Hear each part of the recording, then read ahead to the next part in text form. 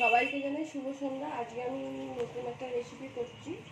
তো এই রকম রেসিপি আমি এখন করিনি, এই প্রথম করছি।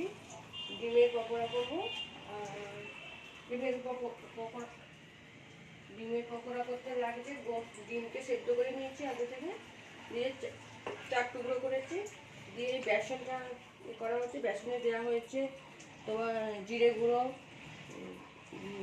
বেসন, জিরে গুঁড়ো, লঙ্কা গুঁড়ো, নুন, খাবার সোডা, বেকিং পাউডার, ম্যাগি মশলা আর গোলমরিচের গুঁড়ো। এটা দিয়ে একটা আমি ব্যাটার তৈরি করে দিলাম। এটা দিয়ে আমি একটা ব্যাটার তৈরি করে এটা আমি একটা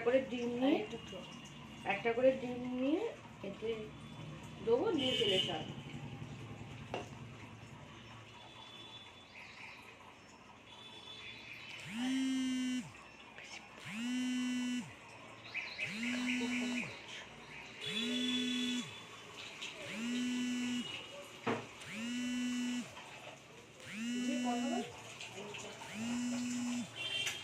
সবাইকে জানাই শুভ সন্ধ্যা। আজকে আমি নতুন একটা রেসিপি করছি।